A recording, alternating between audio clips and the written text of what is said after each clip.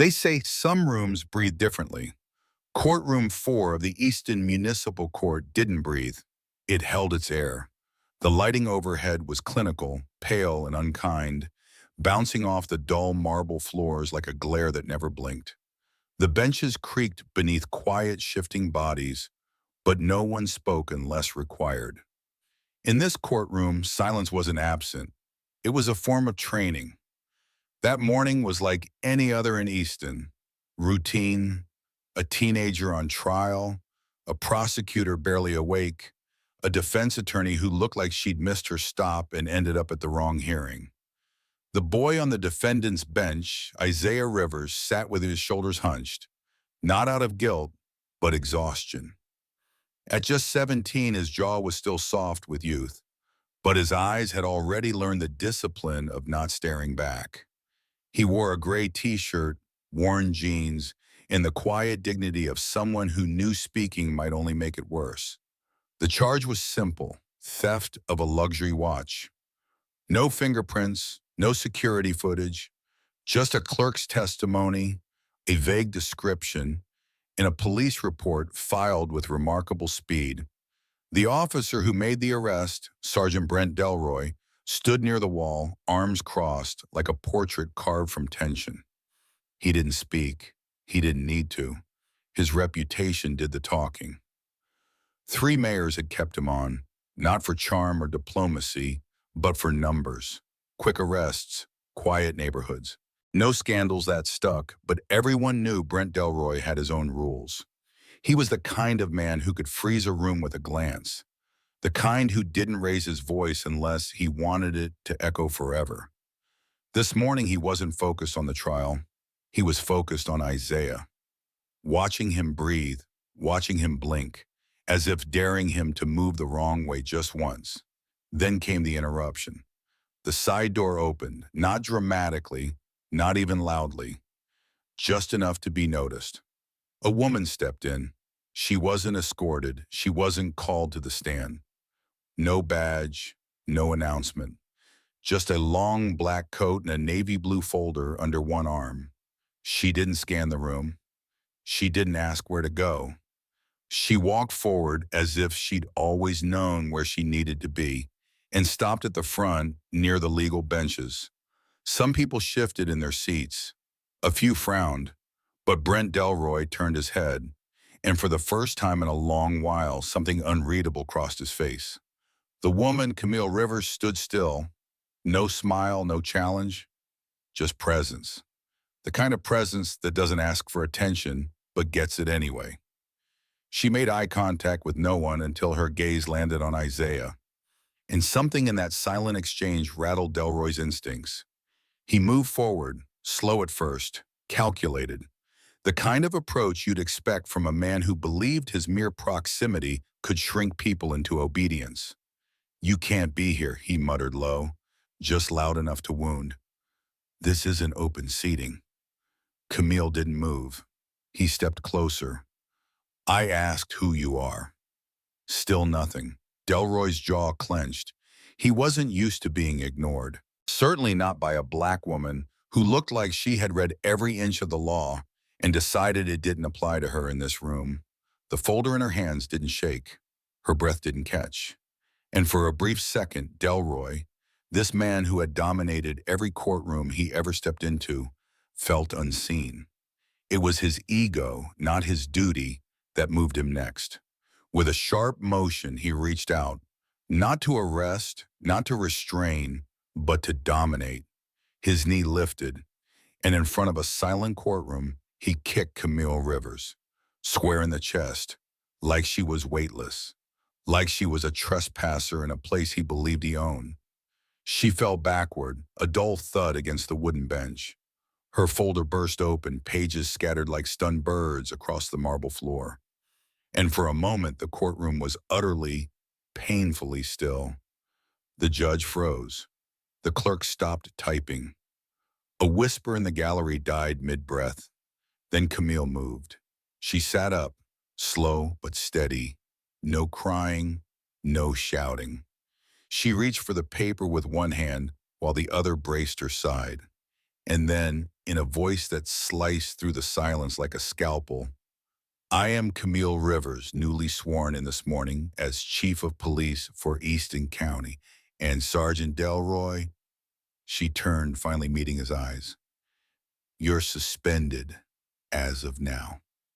The courtroom didn't gasp, it exhaled, because everyone knew something had just shifted, not just in that room, but in the city, in the system, in the story that had played on loop for far too long.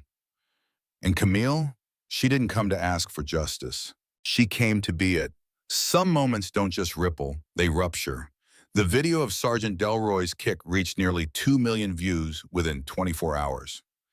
Captured from a courtroom observer's phone, shaky, grainy, but undeniable, it showed everything.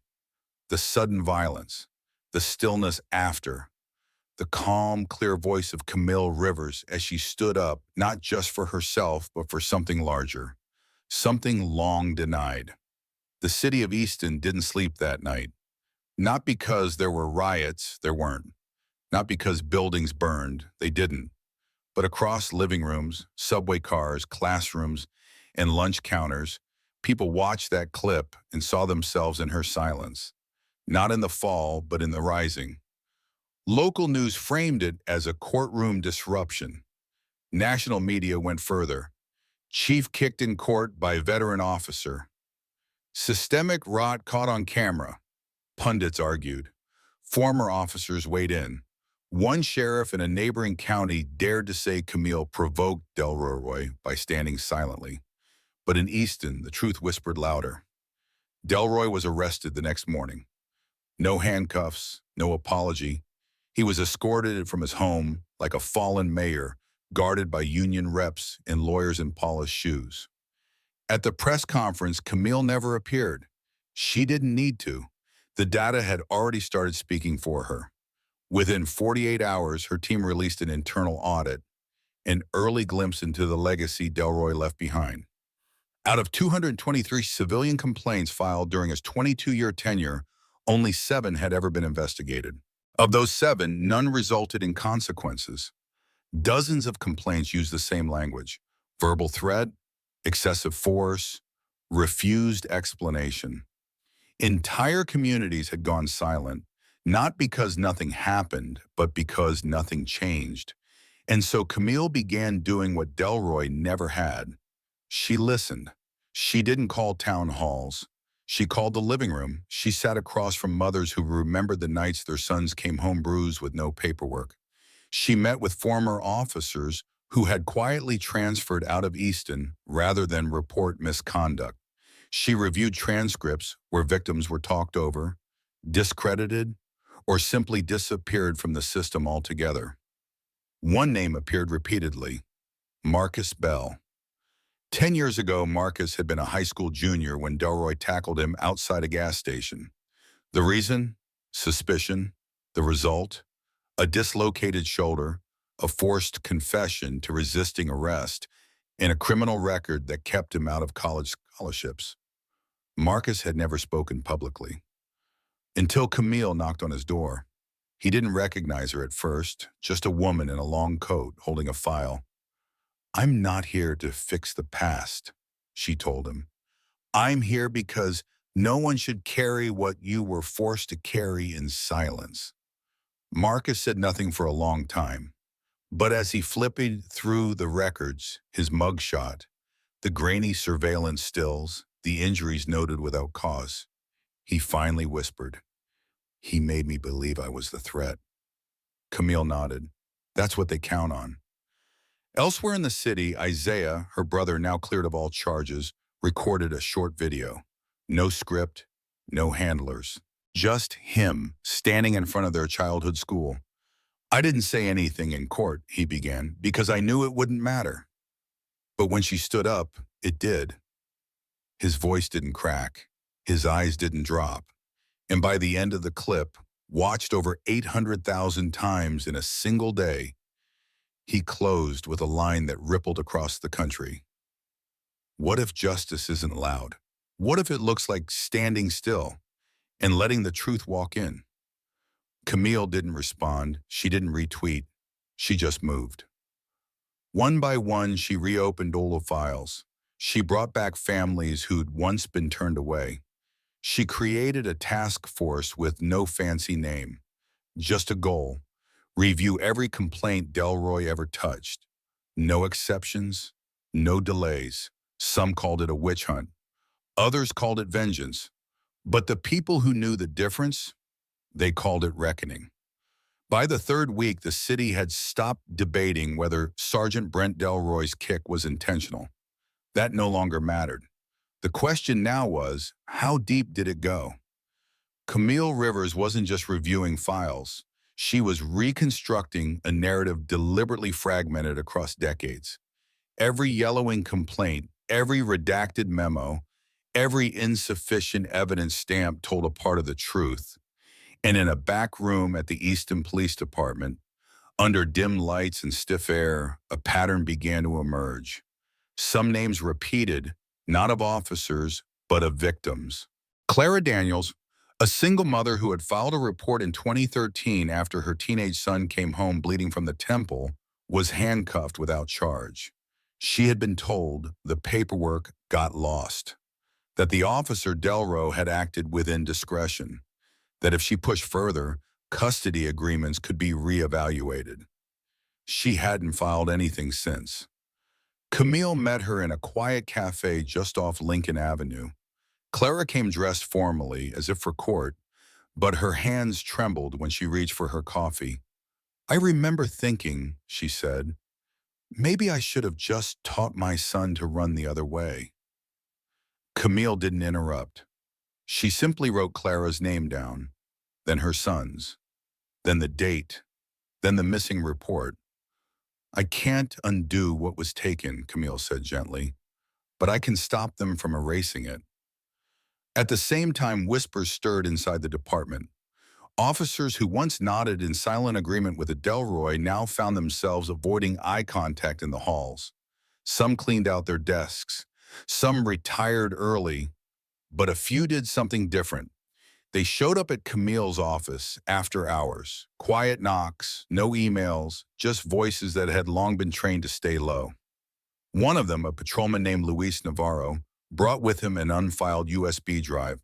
Inside, years' worth of body cam footage that had never made it into any official system. Some had technical glitches. Others were lost during upload. But one file, dated June 12, 2017, stopped Camille mid-breath. A boy, barely 15, was being thrown against a fence. No weapon, no threat, just a question. "What did I do wrong?"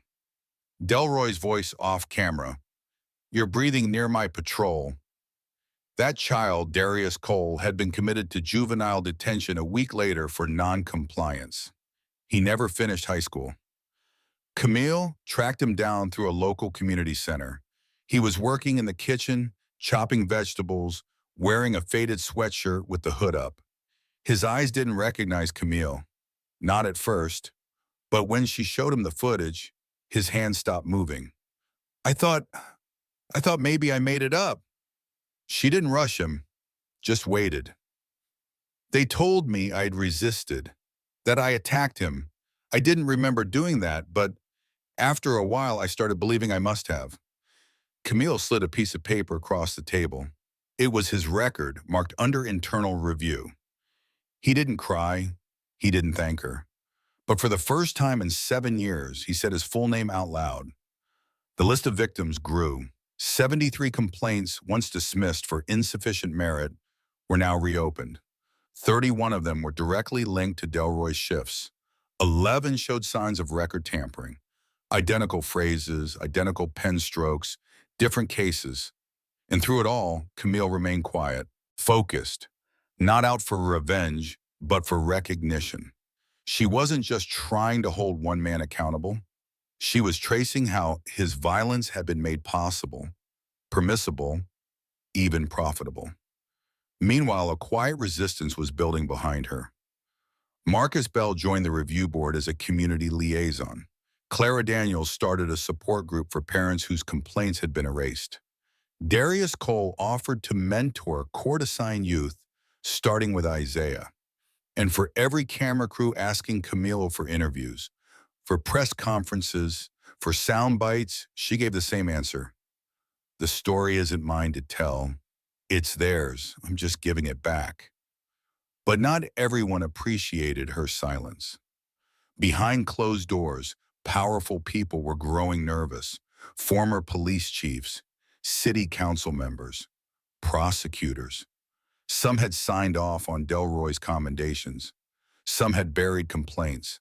Some had worn his badge like a shield for their inaction. And now, Kamala was rewriting the legacy they'd built their careers on. She didn't come to burn it all down. She came to make them look. By the end of the first month, Camille Rivers had reviewed more internal reports than her three predecessors combined. But this wasn't just about files anymore. It was about what wasn't filed. Every blank signature line, every missing timestamp, every complaint logged as resolved without disciplinary action now formed the blueprint of a larger truth, one that no policy statement or press conference could conceal any longer. So Camille did what the city wasn't ready for. She made the evidence public. No dramatic unveiling, no podium, just a quiet upload. A searchable database titled Review from the Root. It contained every civilian complaint filed against Easton Police Department personnel in the last 15 years, redacted for safety, verified for accuracy, cross-referenced with dates, names, case outcomes, and disciplinary records, or the absence of them. The site crashed within 3 hours. People didn't just read it.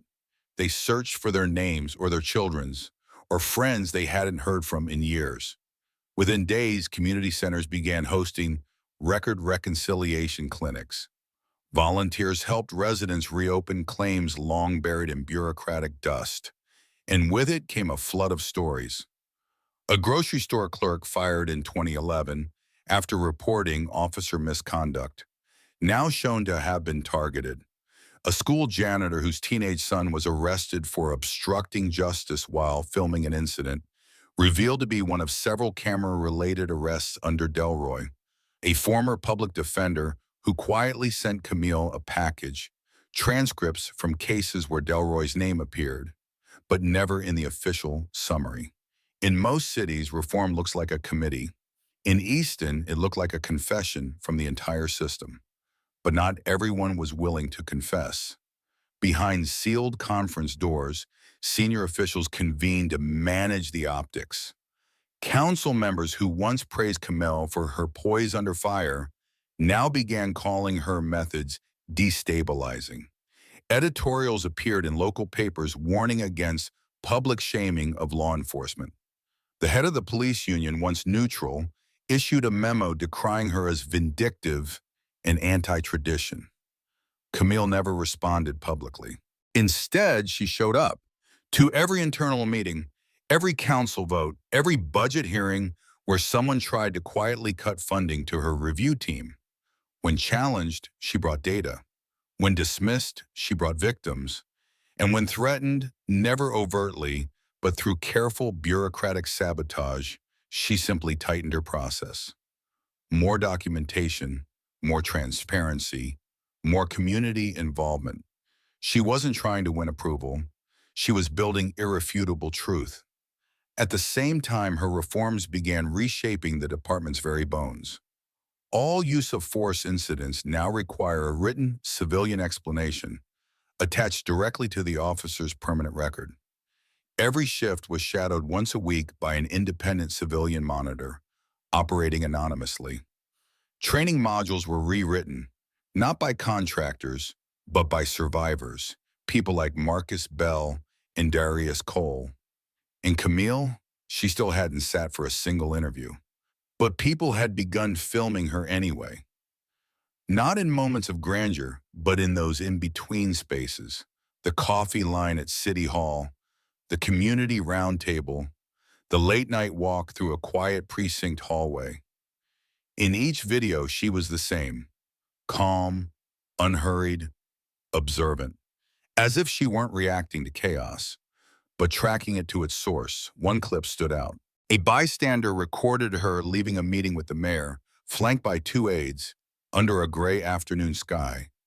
Someone off camera asked, "Chief Rivers, what happens if they shut it all down?"